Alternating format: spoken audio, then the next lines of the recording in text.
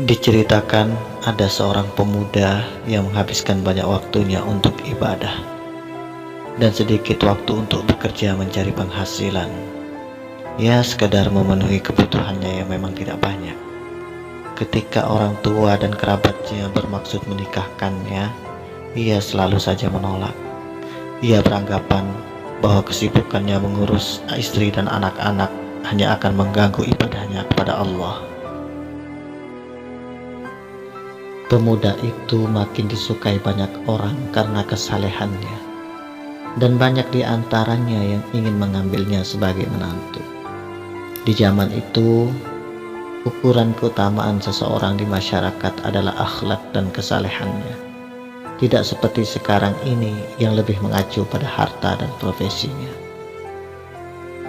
Karena itu, walaupun pekerjaannya hanya sekedarnya, yang mungkin tidak bisa mencukupi kebutuhan suatu keluarga, banyak sekali yang ingin melamar pemuda itu untuk dinikahkan dengan putrinya. Tetapi pemuda tersebut menolak dan tetap teguh dengan pendiriannya, dan makin meningkatkan kualitas dan kuantitas ibadahnya kepada Allah.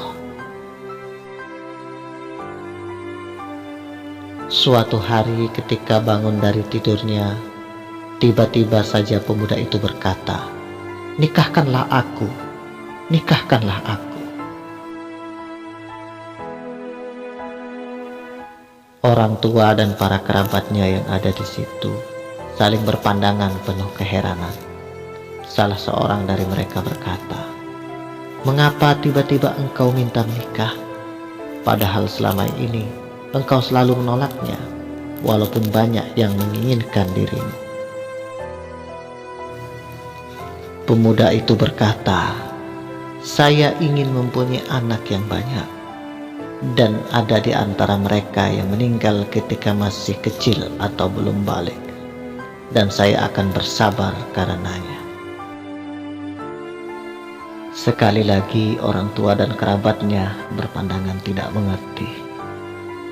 Sepertinya tidak ada hubungannya dengan keinginannya yang tiba-tiba itu.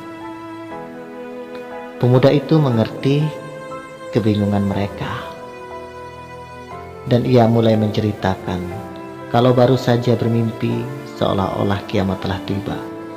Ia berdiri di padang mahsyar dalam keadaan panas dan haus yang tidak terperikan, seolah-olah akan mematahkan lehernya.